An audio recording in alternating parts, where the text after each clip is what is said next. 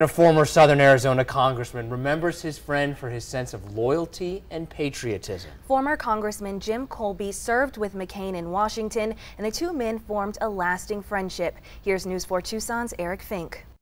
Jim Kolbe arrived on Capitol Hill 2 years after John McCain. He came and campaigned for me every weekend practically in 1984, came down to Tucson. Kolbe laying a wreath steps away from McCain's casket Wednesday in Phoenix. He was heroic for the life he led and the way he lived it, and his adherence to the values of patriotism, of integrity, of standing up for America. The two would serve together for 22 years in Congress. They would come home together and take questions from voters at town halls. Most people didn't get a chance to see on a daily basis through his public life was his sense of loyalty.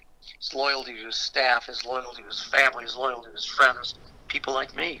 And that was very important to me. The friends developing an unbreakable bond through an unwavering commitment to Arizonans. From the first day he entered the academy at Annapolis to the day that he passed away, his was a life of public service, coming from a family of public service. Kolbe says he'll sometimes look back and think of Senator McCain's temper, quick to remember, his display of forgiveness.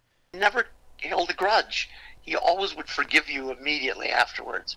If he got angry with you and blew up and disagreed with you, he'd be sorry, or he'd say, let's get on with it. Kolbe was inside the National Cathedral in Washington Saturday and called the service the most moving, touching tribute he's ever seen. It was so appropriate that we had Presidents Bush and Obama giving the eulogies. Here are two people who defeated John McCain for president.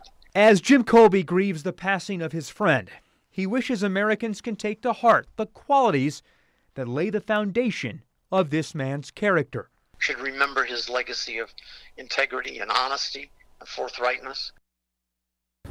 So after a week of tributes and memorials here at John McCain's Tucson office, the staff simply putting up a sign that says closed. I'm Eric Fink, News 4 Tucson.